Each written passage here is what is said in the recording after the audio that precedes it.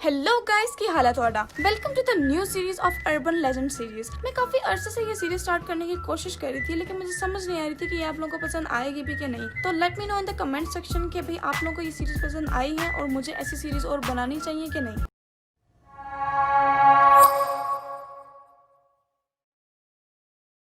तो urban legend किसको कहते हैं?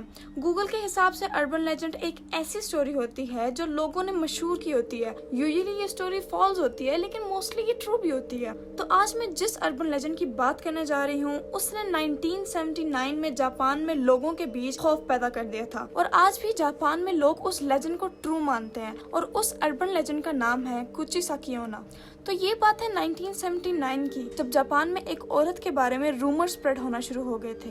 रिपोर्ट के मुताबिक अगर आप रात को कभी अकेले जापान की सड़कों पे घूम रहे हो तो आपको एक औरत मिलेगी जिसने फेस पे सर्जिकल मास्क पहन रखा होगा। नॉर्मली जापान में किसी को फ्लू वगैरह होता है या फिर खांसी होती है तो वो शख्स फेस पे मास्क लगा लेता है ताकि दूसरे इससे सेफ रहें और उनको इन्फेक्शन ना हो। तो खैर, ये औरत आपके पास आएगी और आपसे पूछेगी, क्या मैं खूबसूरत हूँ? अगर आप जवाब में ना कह देंगे तो इस औरत के पास एक सर्जिकल नाइफ या सिजर होगी जिससे वो आपको मार देगी। लेकिन अगर आप जवाब में यस कह देंगे तो ये औरत मास्क उतार के अपना फेस रिवील करेगी। इस औरत के चेहरे पे एक ऐसा कट होगा जो कि एक कान से दूसरे कान तक होगा। वो औरत फिर दोबारा पूछेगी, क्या मैं अब भी खूबसूरत हूँ? अगर आप हाँ बोल देंगे तो वो आपके चेहरे पे उस नाइफ या सिजर से अपने फेस जैसा कट लगा देगी, और एक्सेसिव ब्लड लॉस की वजह से आपकी वहीं पर मौत हो सकती है। और अगर आप उसको ना बोल देंगे तो वो ऑब्वियसली आपको मार देगी। इसका मतलब कि आप उससे छुटकारा हासिल नहीं कर सकते। ये रिपोर्ट्स बहुत तेजी से पूरे जापान में फैल गई थी। कुचिसाकी ओना ज्यादातर छोटे बच्चों को अपने शिकार बनाती थी। इस बात से जापानीज इतना खौफजदा हो गए थे कि लोगों ने अपने बच्चों को स्कूल तक जाने से रोक दिया था। वो अपने बच्चों को अपने घर में ही रखते थे और उनका बाहर निकलना बंद कर दिया था। अगर कभी बच्चे बाहर जाते भी थे तो उनके साथ बड़े लोग लाजिम होते थे, क्योंकि कुचिसाकी ओना हमेशा अकेले बच्चों को अपना शिकार बनाती थी।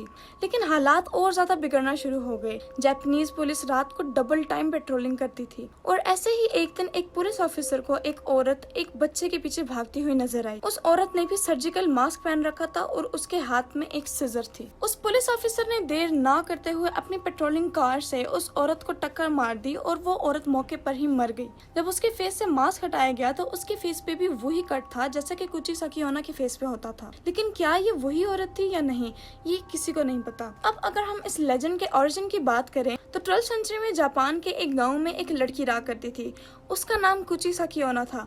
वो अपने गांव की सबसे खूबसूरत तरीन लड़की थी। वो अक्सर लोगों से पूछा करती थी कि क्या वो खूबसूरत है, तो लोग जवाब में उसकी खूबसूरती की तारीफ किया करते थे। इस बात का कुचिसाकी ओना को घमंड होना शुरू हो गया। वो बहुत ज्यादा खूबसूरत थी तो वो इस बात पे प्राउड फील करना शुरू हो गई। जब कुचिसाकी ओना जवान हुई तो उसकी शादी एक समुराई से की गई, लेकिन शादी के बाद भी उसका अफेयर कहीं और चल रहा था। जब समुराई को ये बात पता चली तो उसने अपनी तलवार से अपनी बीवी के फेस पे कट डाल दिया और अपनी बीवी को कहा कि अब देखता हूँ कि तुम्हें कौन खूबसूरत कहता है। कुचिसाकी ओना उसी जख्म की वजह से मर गई, लेकिन कहा जाता है कि उसके फेस पे ऐसा कट डाला कि वो बदसूरत दिखने लग गई थी, और ये जख्म कभी ना ठीक होने वाला जख्म था। जब कुचिसाकी ओना ने अपना जख्म देखा तो उसने खुदकुशी कर ली। उसका भूत आज भी लोगों को कत्ल करता है। अब ये लेजेंड कितना सच है और कितना झूठ है, do let me know in the comment section below. और अगर आपको ऐसी सीरीज और चाहिए तो वो भी बताएं। अगर आपने मुझे इंस्टाग्राम में फॉलो नहीं किया तो वहाँ पर भी फॉलो करें। अगर आप इस चैनल पर नए हैं तो चैनल को सब्सक्राइब करें और बेल आइकन को प्रेस करना मत भूलेगा। अपना ढेर सारा ख्याल रखें। अल्लाह हाफिज।